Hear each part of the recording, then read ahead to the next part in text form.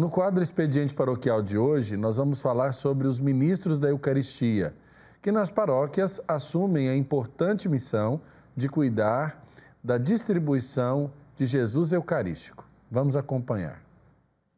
O ministro da Eucaristia é um leigo que atua no auxílio de atividades das comunidades, especialmente durante a comunhão eucarística. A expressão adequada é ministro extraordinário da Sagrada Comunhão. Extraordinário porque quem atua de forma ordinária na distribuição da comunhão é o padre e o bispo. O ministro apenas auxilia os dois nesta atividade e em algumas outras, como explica para nós a Maria Virgínia. Primeiro, ajudar na distribuição da Sagrada Comunhão, em missas, nas missas, onde se fizer necessário, e também na ausência do padre na celebração da palavra dominical, no caso da ausência de ter um celebrante, um sacerdote. Outra seria a levar aos doentes, enfermos em casa, hospitais, a comunhão também, a Eucaristia para essas pessoas. Levar também o viático, que seria aquele doente que está já bastante próximo da morte. O viático também é uma função, que a gente pode estar levando, e faz a mesma oração dos doentes, só que assim, no caso, se fosse o padre era melhor, mas quando não tem o padre, o ministro tem essa atribuição também. Para ser um ministro extraordinário da Sagrada Comunhão, é preciso cultivar uma boa espiritualidade. Estar assim em oração diante do Santíssimo Sacramento constantemente. É preciso crer que Jesus realmente se encontra na hóstia consagrada. Maria Virgínia conta como se sentiu motivada a exercer este ministério e que, para isso, teve que passar por um grande processo formativo. Na paróquia se observava que já tínhamos um número restrito, de ministros, maioria mulheres, e a vontade de estar aqui inicialmente partiu da gente, de que eu e meu esposo pudéssemos estar nos preparando, se fôssemos aceitos pelo vigário, a estar contribuindo desta forma, prestando esse serviço. E a partir daí nós fomos buscar a formação e aguardamos um período, mais ou menos foram uns 3 meses que a gente aguardou, até que surgiu o curso. Fizemos primeiro o curso de ministro da palavra, como leitor e animador, e logo depois, uns 6 meses após, nós fizemos o de ministro extraordinário da Sagrada Comunhão. Ao falar de seu chamado e a alegria que sente em seu coração por poder ajudar com que Jesus Eucarístico se faça mais próximo das pessoas, Maria Virgínia relembra que seus pais foram um dos primeiros a exercerem este ministério na Igreja do Divino Pai Eterno em Trindade. Quando eu era criança, eu lembro que a minha mãe era aquela coisa que a comunhão era algo quase que inatingível. A gente não podia realmente tocar com as mãos. Mas por volta da década de 60 e quase início dos anos 70, eu me lembro que meus pais participaram também da igreja, tornando-se ministros. Foi quando surgiu. Então, essa experiência de eu vivenciar minha família, meu pai, minha mãe, sendo ministros extraordinários, naquela época, os primeiros que surgiram aqui, na época o vigário, nem lembro quem era, mas eu era criança, e eu tinha um orgulho muito grande, porque foi a partir do Vaticano II, o Concílio Vaticano II, que aconteceram essas aberturas e possibilitaram que leigos pudessem prestar esse serviço tão grandioso e tão abençoado. Nós estamos agora na sacristia aqui da Igreja Matriz do Divino Pai Eterno, em Trindade, Goiás, um lugar que com certeza você, devoto do Divino Pai Eterno, tem curiosidade de conhecer. E nós vamos conversar agora com a dona Maria Virgínia. Ela vai explicar pra gente quais são os significados desses materiais litúrgicos que estão aqui diante de nós, que ela de vez em quando, na ausência dos acólitos, ajuda o padre também a manusear durante a Santa Missa.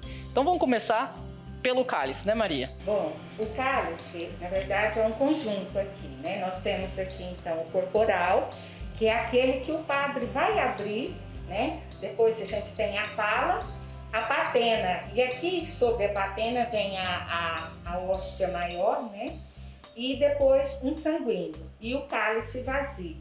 Então, nesse primeiro momento, a gente leva então para o padre esse material, esse conjunto, para ele preparar para começar o momento da liturgia eucarística. Por exemplo, o corporal, ele serve para não deixar Jesus eucarístico cair no chão sobre... O corporal, ele vai servir, ele vai cobrir a superfície onde todos os utensílios e partículas sagradas vão ser colocadas. Então, ele é esse que vai ficar forrando ali, ele vai abrir.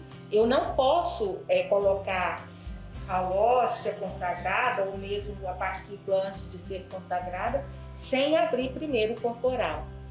Assim também acontece quando a gente vai lá na sala dos ministros, a gente faz a mesma coisa. Então todos esses materiais aqui é para expressar isso, né? Esse cuidado para que não deixar Jesus eucarístico ser profanado. Exatamente.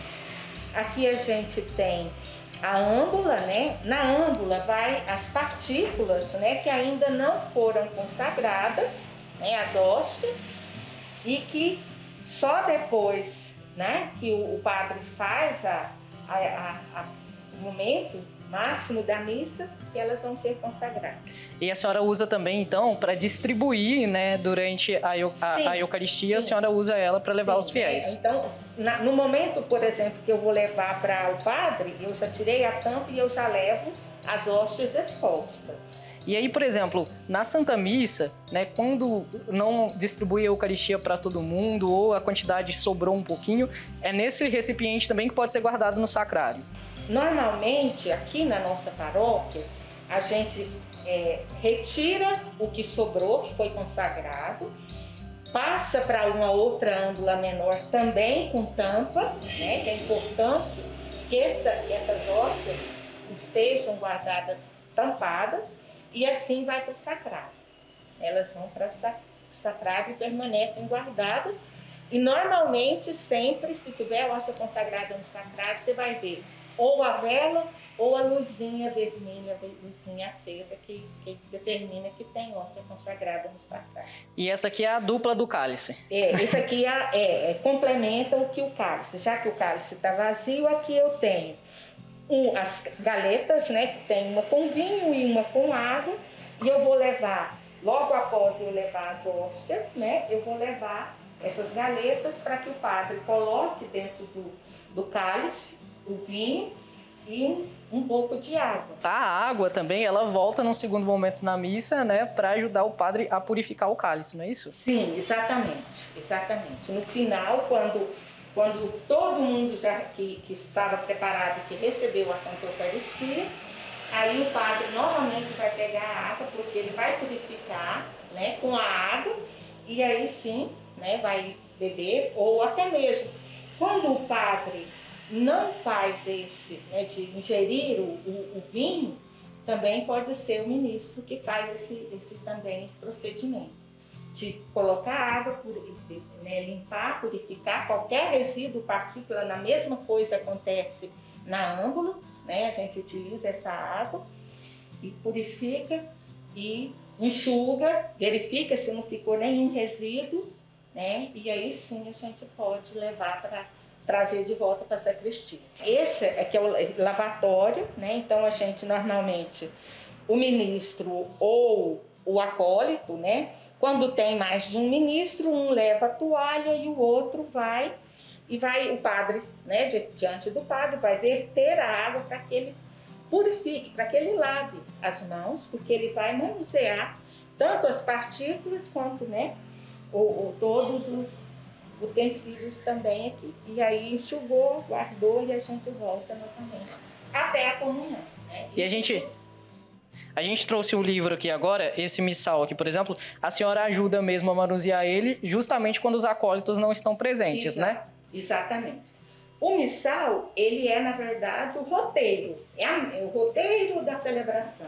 Virgínia, muito obrigado pela explicação, então, para o pessoal de casa, né? Eles devem ter adorado ter conhecido um pouco da sacristia também da Igreja Matriz do Divino Pai Eterno.